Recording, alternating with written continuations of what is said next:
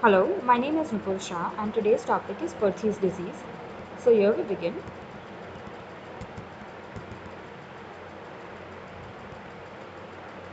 Coming on to the introduction, first let us see the alternative names. The alternative names are leg-calf Perthes disease, coxa plana, pseudocoxalgia. Perthes disease is of childhood, characterized by avascular necrosis of the head of the femur. The exact cause is unknown, but usually it is because of the destruction of the blood supply, which is the main causative factor as per research. And the blood supply of the head of the femur is retrograde, so there are high chances for avascular necrosis in this region. Coming on to the epidemiology, the epiphysis of the femoral head becomes soft and necrotic. Like I said, it could be genetic or it could be idiopathic. And there occurs hypertrophy of the articular cartilage, particularly on the medial side of the femoral head, pushing the head laterally outside the lateral edge of the superior part of the acetabulum. It is susceptible to deformation if subjected to stresses of the weight bearing. It is self-limiting disease, means it becomes normal in 2 to 4 years if the deformation has not happened. If the deformation has already happened, then that is permanent and nothing can be done. After the ossification is over and the patient becomes matured, at that time total hip replacement can be considered, but till that age nothing can be done. So it is self-limiting and the symptoms goes down in 2 to 4 years and the patient will be normal if the head is not deformed. What are the grades? There are 4 grades. Grade 1 consists of spherical congruency is good. Grade 2 is loss of head less than 2 mm. Grade 3 aspherical congruency and loss of head more than 2 mm. And grade 4 is aspherical congruency. So this is the investigation.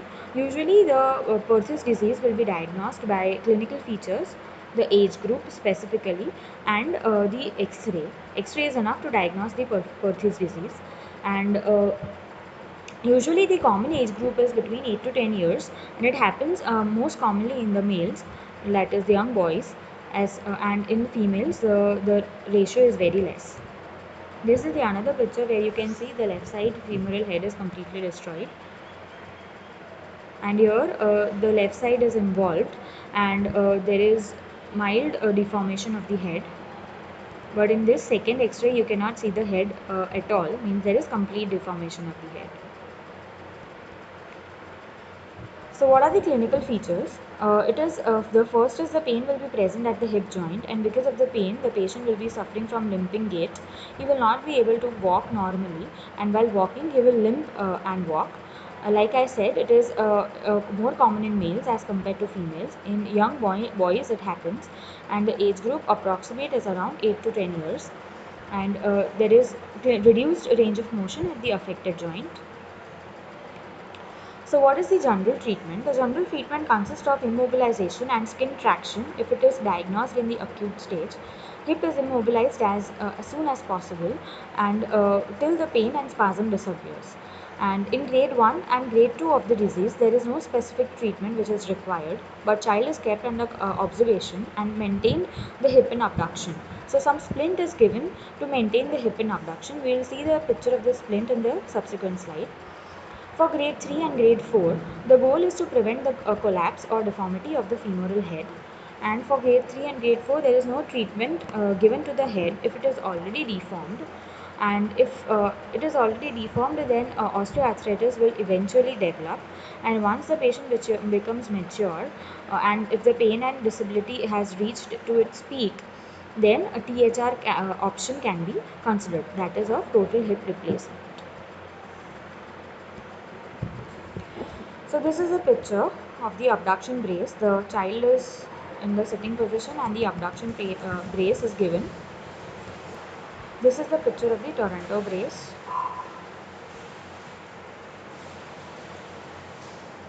Now coming on to the PT management. The PT management, what will be the goal of the physiotherapist? The goals of the physiotherapist is to reduce the pain, muscle spasm and control the inflammation as much as possible and maintain the range of motion and prevent the contractures and restore the muscle properties as much as possible.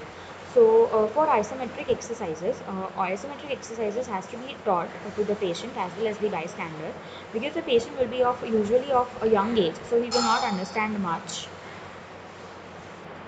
So the isometric exercises to the hip abductors, extensors, flexors of the hip and the adductors are taught, and the patient has to do that every 3 to 4 hours during the day.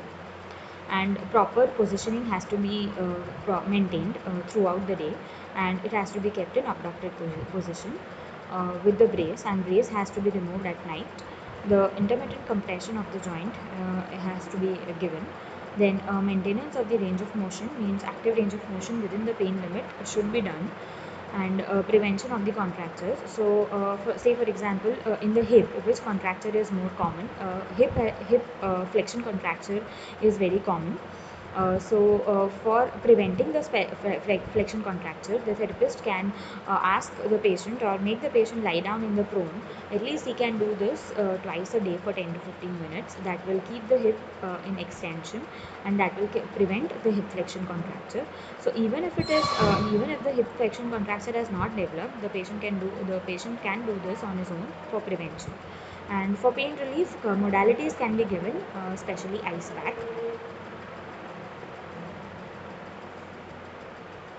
So this is the Thomas test, which is shown in the picture.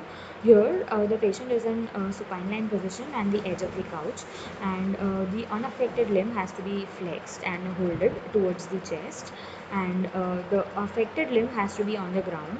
And if the affected limb is lifted off, and if you see the hip is going in flexion, whenever the patient tries to do an extension, it will automatically go in flexion instead of extension. And so if this happens, means that the hip is getting lifted off the couch, as you can see in this picture, then the test will be positive, and then there has to be stretching given to the iliopsoas muscle specifically. Here in this picture, the Thomas test is not positive because the patient can easily do hip extension. You can see the right limb is extended with the knee flexed, and the leg is touching the floor. So there is no hip flexion contracture here. But suppose if this test is positive, then you have to give the stretching of the iliopsoas muscle. Thank you.